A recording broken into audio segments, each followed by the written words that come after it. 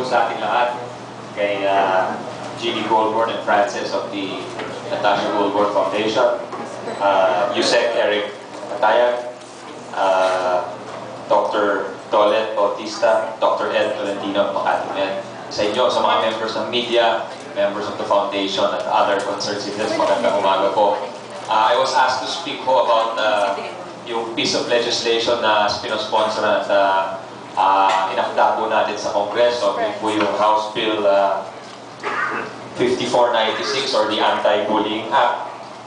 Napasa na po ito. Kasama ko po dito sila Representative Mitch Cahayon of Caloocan and the 3 congressmen of Ako Bicol Party List mo.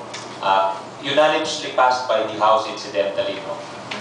Ang pakay po ng anti-bullying bill is mag-establish ang bawat pagpubliko at pagpribadong eskwelahan, both private and public schools are mandated to establish anti-bullying policies.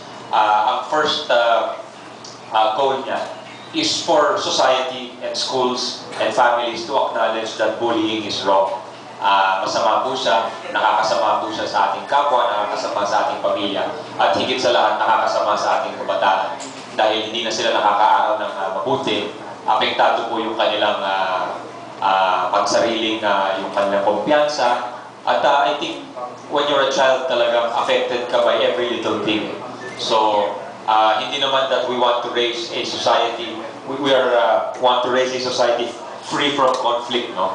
In fact, we're leaving it, iniiwan natin sa mga bawat eskwelahan how they want to treat this problem. But we want them to acknowledge that it is wrong. And they must come up with their own policies in accordance with their values, in accordance with how strict or how lenient they want to be. Sila na po ang bahala. Pero definitely, kinikilala po ng bill o nung panukalang batas na there are deeper causes for bullying, and it seeks to address those deeper causes also.